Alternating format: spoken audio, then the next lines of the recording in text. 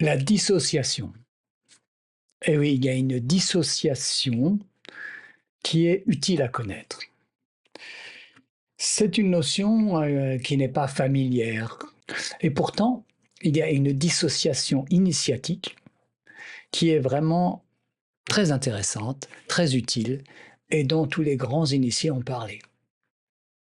Bernard de Montréal, Rudolf Steiner, Aurobindo. Moi-même, d'ailleurs, dans le cadre de la pratique solaire, je vous en parle de temps en temps. Donc, ces personnes parlent d'une dissociation spirituelle, d'une dissociation de la personnalité qui serait indispensable à la réalisation de l'être. Alors de quoi s'agit-il? Surtout que le concept peut prêter à confusion, voire inquiéter parce que ce terme est également évoqué en psychiatrie, dans les stratégies des sectes. Et nous, il me semble que nous cherchons plutôt a priori une unification plutôt que le contraire. Je pense que vous êtes d'accord avec moi. Donc, qu'est-ce que c'est que cette dissociation dont parlent les initiés? Eh bien, c'est ceci que je vous propose de voir ensemble dans cette capsule. Bonjour, je m'appelle Roland Perret, je suis énergéticien en art solaire. Je tiens à signaler que je n'ai aucune obédience d'aucune sorte, je ne suis affilié à aucun groupement quelconque.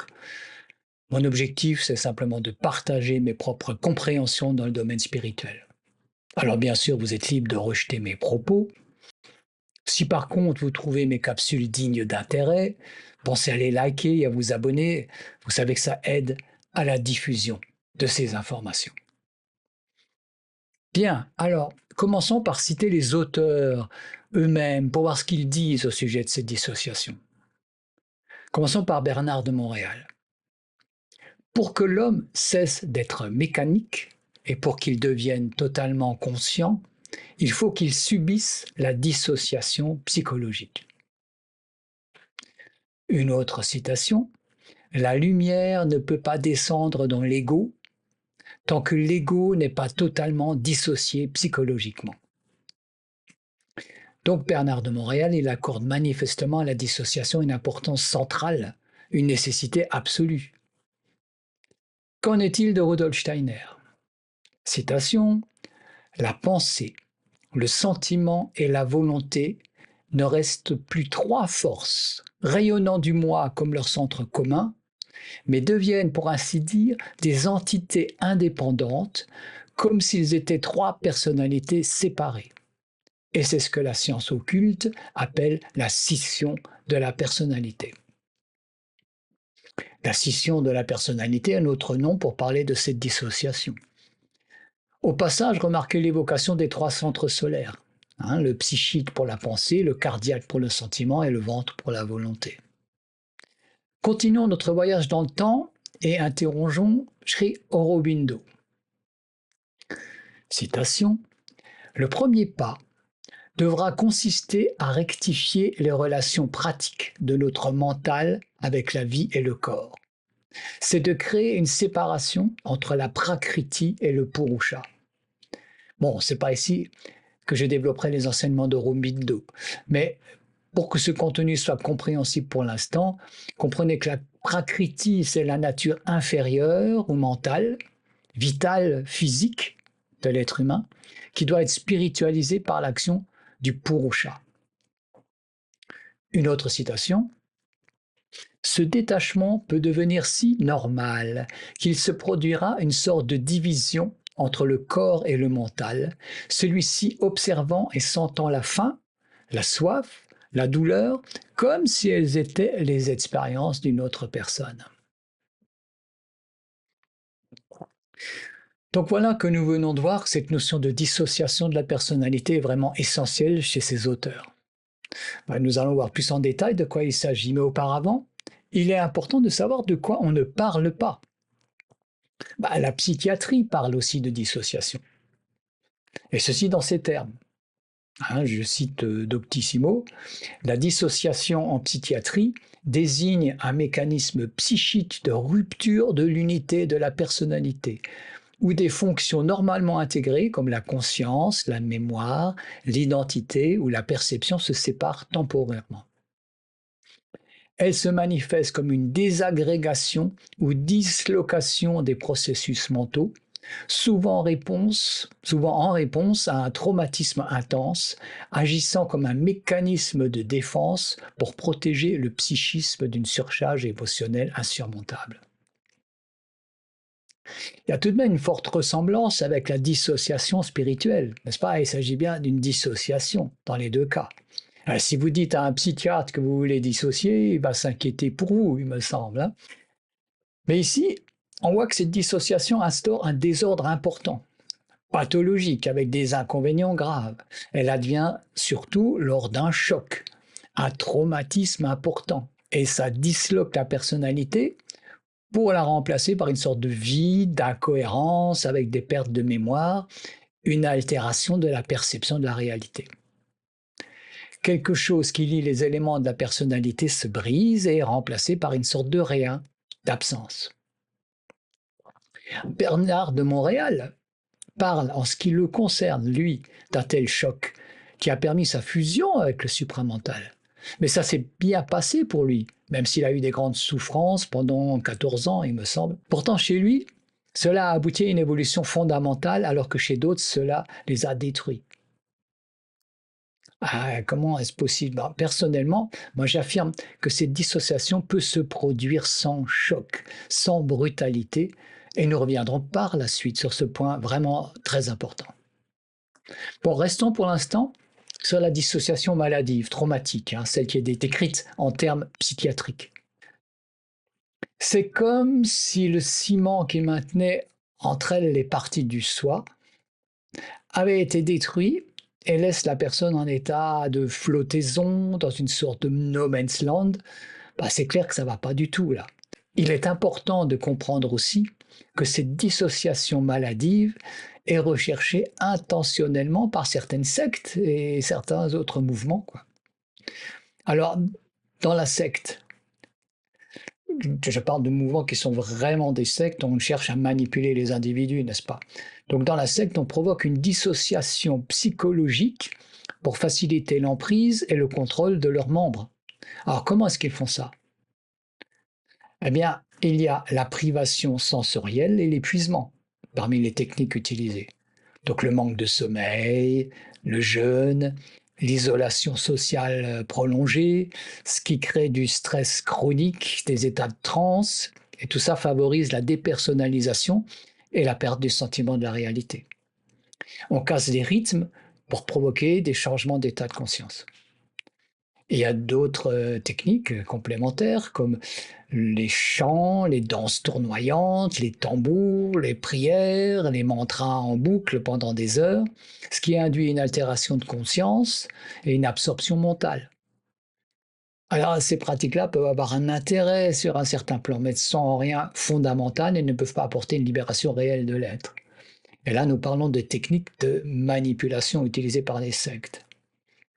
Alors il y a aussi le love bombing, suivi de stress, c'est-à-dire il y a une séduction initiale intense, puis des assauts sensoriels, avec des conférences interminables, peut-être des lumières clignotantes, ce genre de choses pour briser la pensée critique et remplir l'esprit dissocié d'une nouvelle idéologie, enfin l'idéologie de la secte en question.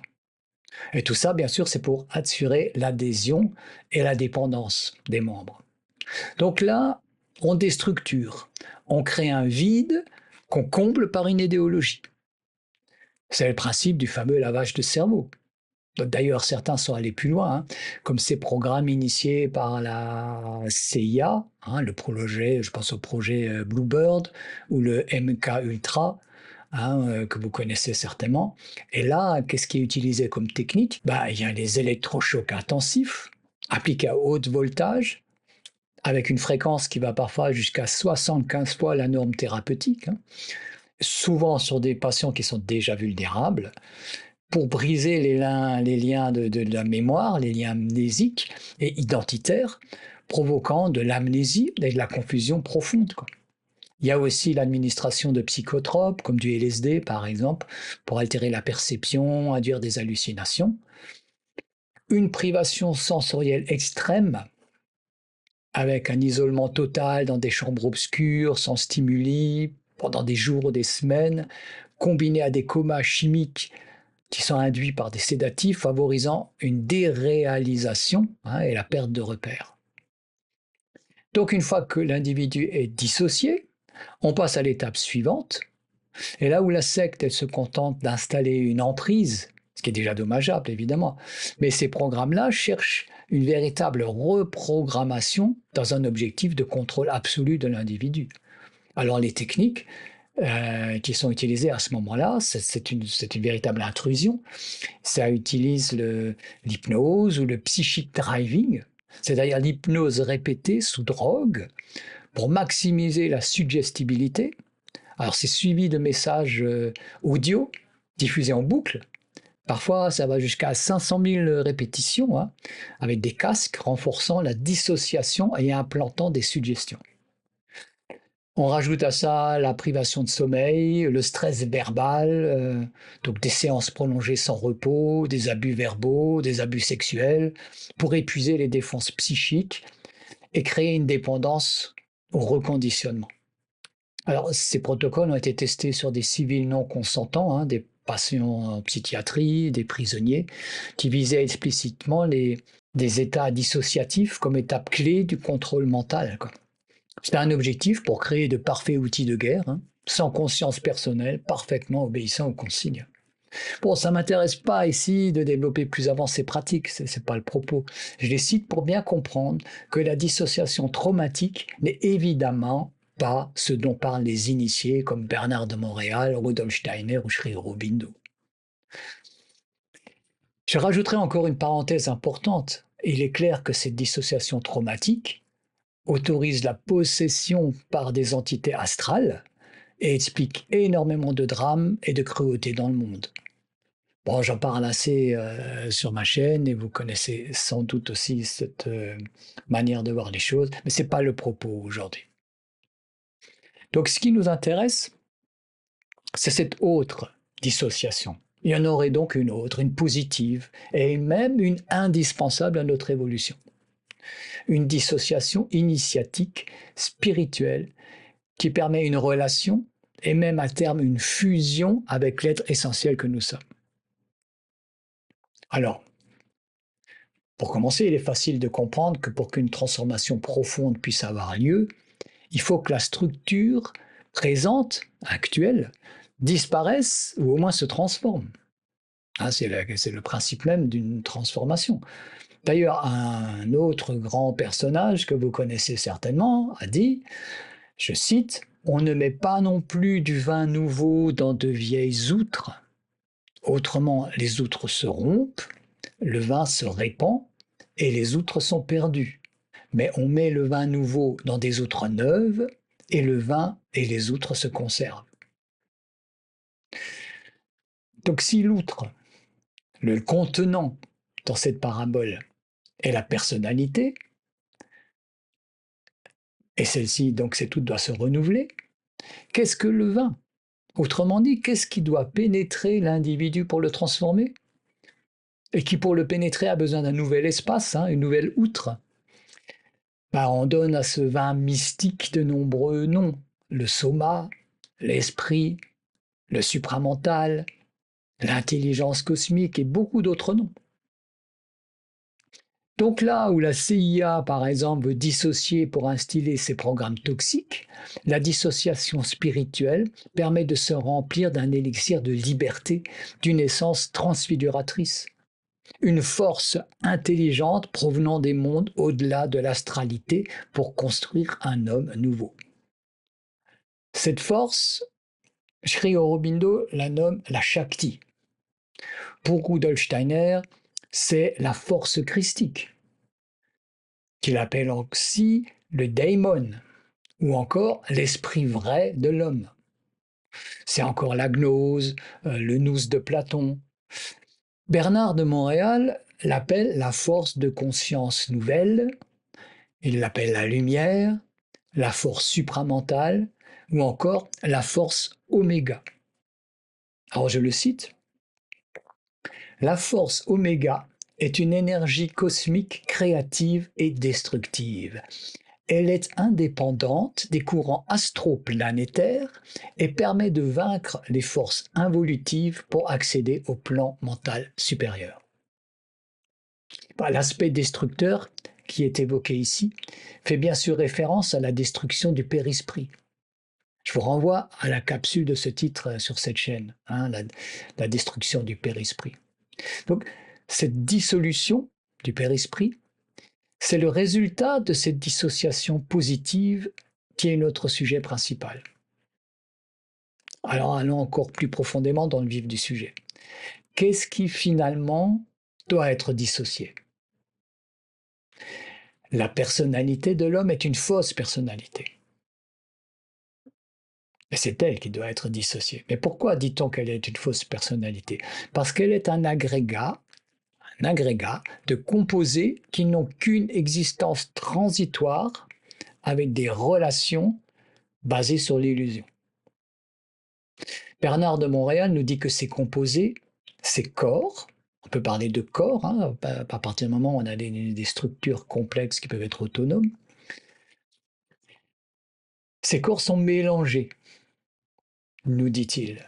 Et le plus gros problème se trouve au niveau du corps astral d'ailleurs, hein, le corps émotionnel.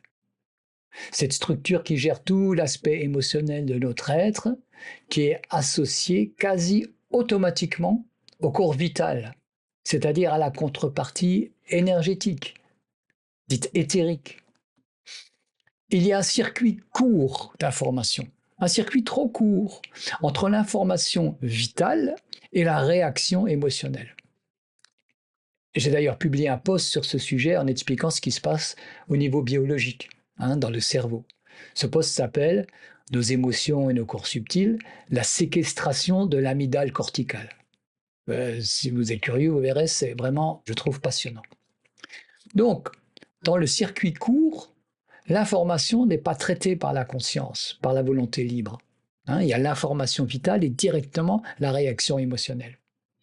Donc la dissociation permet la création d'un circuit long où l'information elle est validée ou invalidée par le mental, c'est-à-dire on veut dire par la volonté libérée de la prégnance de ses forces vitales. Par ailleurs, il faut comprendre que le corps éthérique de base, hein, notre corps éthérique tel qu'il est dans notre structure classique, n'est pas adapté aux hautes fréquences de l'intelligence cosmique, de la force oméga. Le périsprit agit comme une protection temporaire. Cette haute intelligence a besoin d'un support de manifestation. C'est une deuxième structure énergétique que se construit un second corps éthérique. L'imprégnation de cette intelligence sera fortement limitée par le fusible de ce corps éthérique. Je parle du corps éthérique basique. Et si le fusible, hein, le périsprit, ce corps éthérique basique, saute sous la haute pression de l'énergie lumière, eh bien, il y a un risque de folie. Je cite BDM. Le corps éthérique, vital, et le corps astral, émotionnel, sont actuellement très interpénétrés chez l'homme. Pour que l'homme puisse accéder à la conscience éthérique sans perdre sa raison, ces deux corps doivent être réellement séparés. Tant que ces corps sont mélangés, l'homme reste prisonnier des lois de la mort et de la subjectivité. La dissociation parfaite de ces deux principes permet à l'homme intégral de vivre simultanément deux niveaux de conscience. Alors prenons un exemple de ce mélange dont il parle au niveau mental, émotionnel.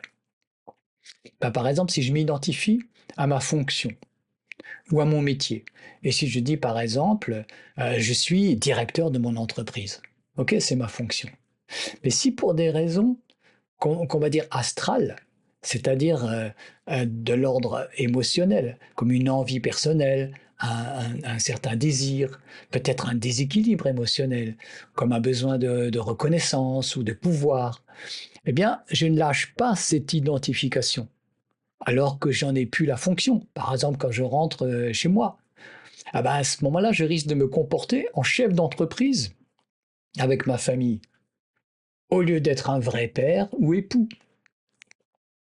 Cette persistance de l'identification, ça crée une distorsion du réel. Je ne vais pas voir mes enfants, par exemple, comme des êtres que j'accompagne dans leur croissance, mais comme des êtres qui me doivent obéissance, respect, puisque, bah oui, puisque je suis leur patron. Hmm.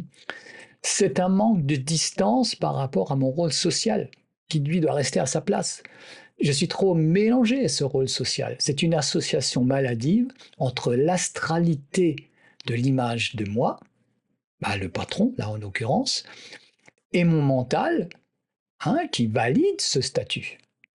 Il n'y a pas de distance. Le truc, je ne le vois pas. Je suis identifié, associé. Donc, une distanciation, une dissociation est nécessaire pour sortir de nos rôles et accéder au réel. Je cite BDM, un homme inconscient est obligé de remplir un rôle parce qu'il a une conscience astrale qui le programme à cause du karma de l'involution, de l'incarnation, tandis qu'un homme conscient, il ne remplit pas de rôle. Vous voyez, dans l'exemple, on parle de karma de l'involution, de l'incarnation, c'est-à-dire que, bien sûr, mon exemple, ce n'est qu'un exemple, mais ça implique toutes ces forces en cause de la mémoire, non pas seulement individuelle, mais on va dire trans-individuelle de l'individu et de tout le contexte social et du contexte de l'évolution planétaire de l'humain là où il en est. Tout ça forme un carcan d'astralité. Une autre citation, le statut social de la carrière convient à celui qui n'a pas d'identité réelle. Mais celui qui commence à découvrir cette identité n'a plus besoin de point de repère social pour se faire valoir, car sa valeur est de plus en plus anonyme. Voilà, ben c'est la réponse directement à l'exemple précédent. Donc là, nous venons de voir un exemple d'identification fausse au niveau mental, sur le plan social, mais ça va plus loin. La personnalité humaine, c'est le produit de l'association des idées et de la mémoire. Pour acquérir sa personne réelle, l'homme est obligé automatiquement de vivre la dissociation en cessant de s'attacher aux mots, aux concepts et aux pensées astralisées. Oui, voilà, c'est là qu'on voit la profondeur de l'action à mener sur le plan mental.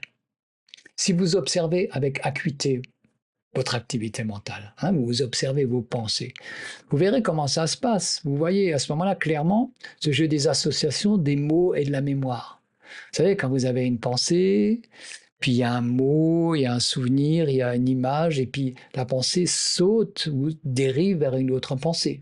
Et puis il y a un souvenir, il y a un mot, et puis elle passe à une autre. Vous voyez ce jeu des associations. Ben, il s'agit de briser ce cirque infernal pour accéder à la pensée consciente, libre et autonome.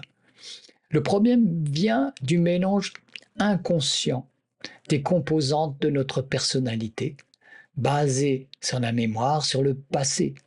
Et ces composantes forment notre prison, notre matrice emprisonnante. Citation de BDM, l'homme doit apprendre à se dissocier au niveau de son corps de désir, le corps astral, pour que l'intelligence puisse servir le plan vital et physique plutôt que de nourrir l'émotivité. Alors là, les choses sont vraiment clairement dites. La dissociation, en séparant l'émotionnel du vital, permet la non-identification au contenu émotionnel. Si par exemple une angoisse, une peur irrationnelle apparaît dans mon système, je pourrais la refuser, la dissoudre, ne pas succomber à mes émotions, ne pas en être victime. Et ça, c'est une grande liberté.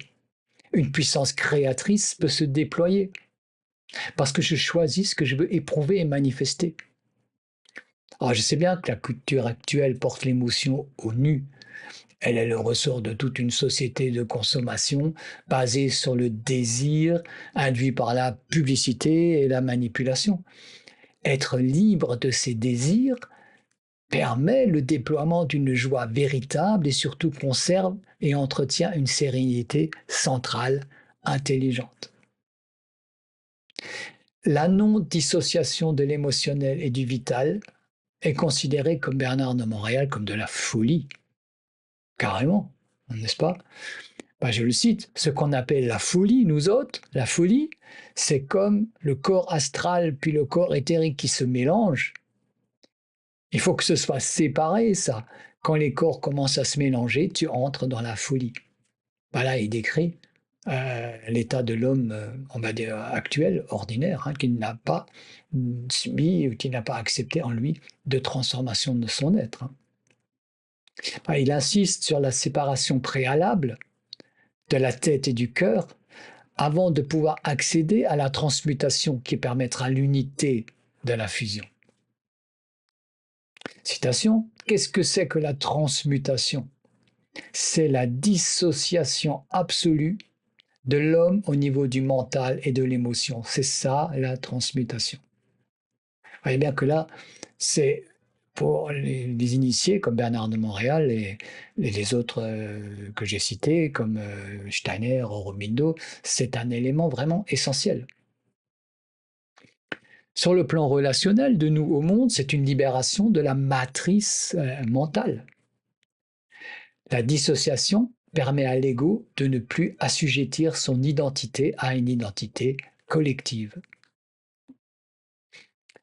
Alors vous avez certainement compris que la dissociation initiatique est souhaitable uniquement avec cette condition, l'ouverture à la force oméga, à cette lumière suprasensible de l'énergie universelle, sous peine de risques, de troubles importants, certes.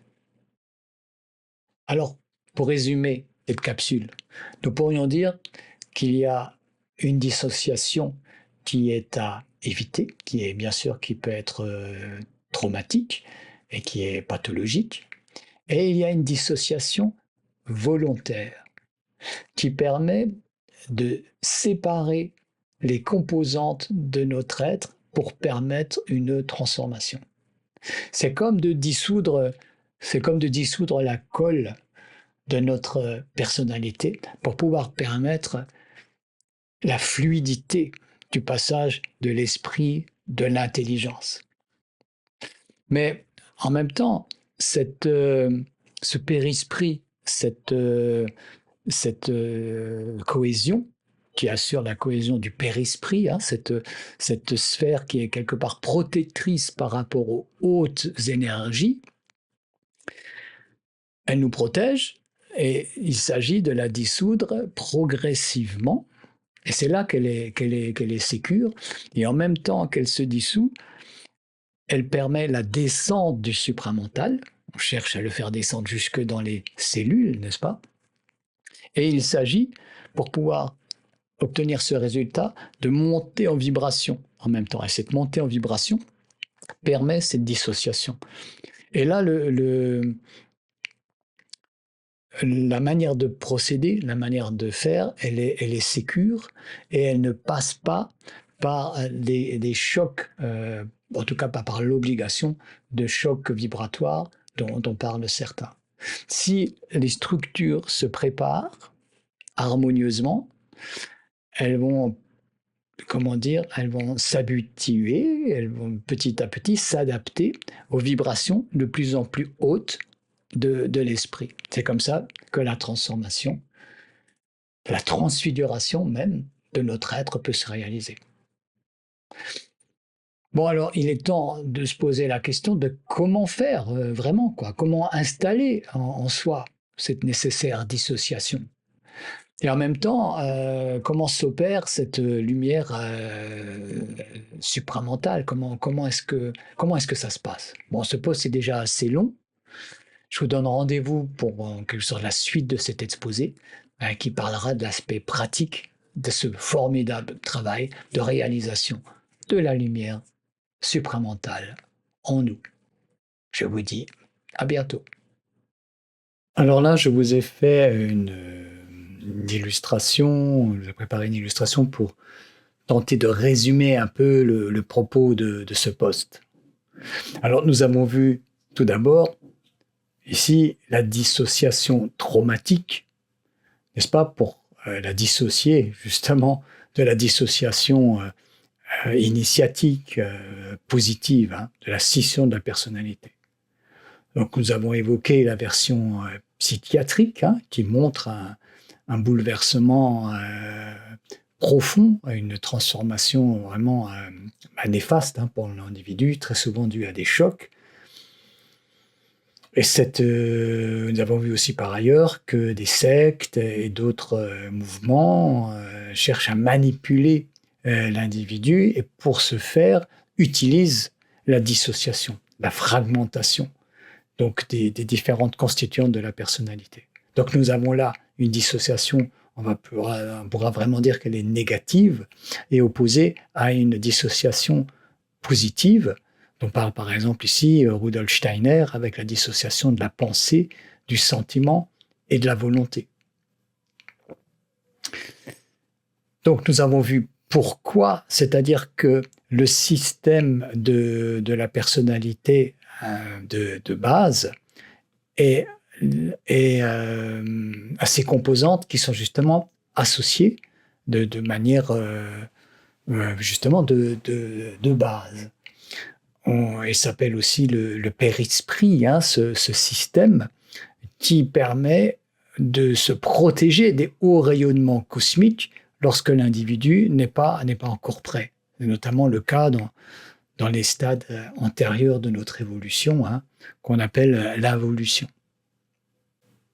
Comme cette transformation ne peut se faire que par un renouvellement de l'ancien, par une nouvelle structure, eh bien, il faut que cette structure se dissocie, se sépare.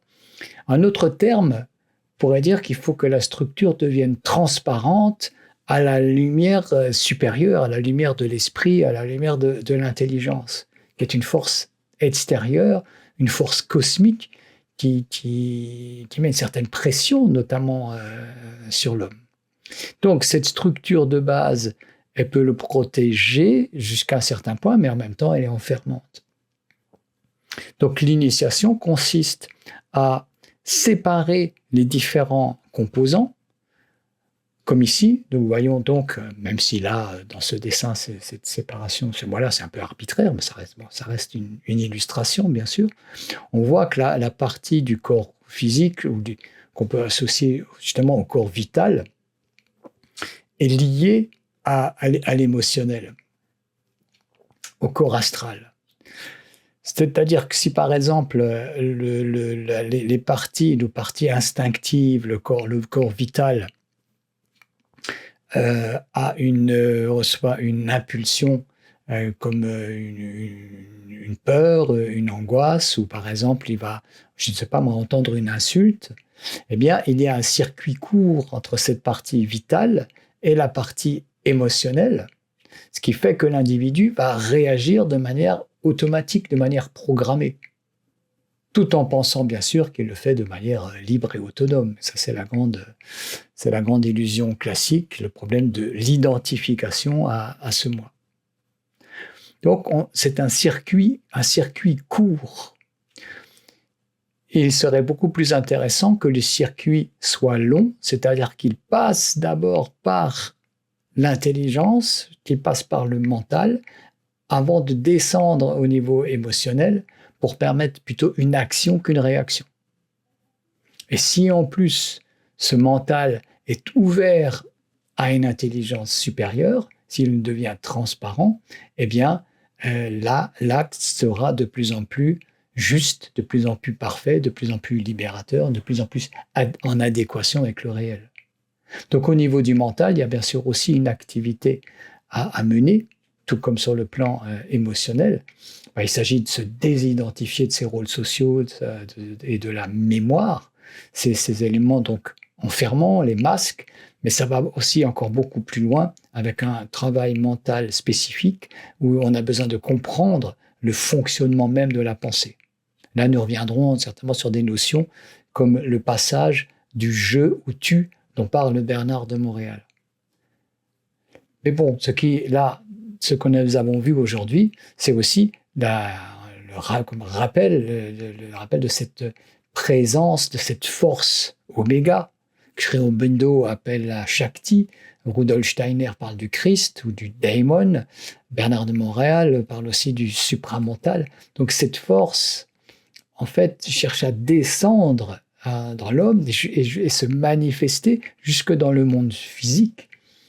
C'est la force de l'intelligence, c'est la force de la justesse, pourrait-on dire. Et pour que cette force puisse descendre, il faut que vibratoirement, l'être humain soit en adéquation. Et ça, c'est tout l'objectif des pratiques fondamentales, cette adéquation de l'être à la lumière pour pouvoir la manifester. Voilà, je vous dis à bientôt.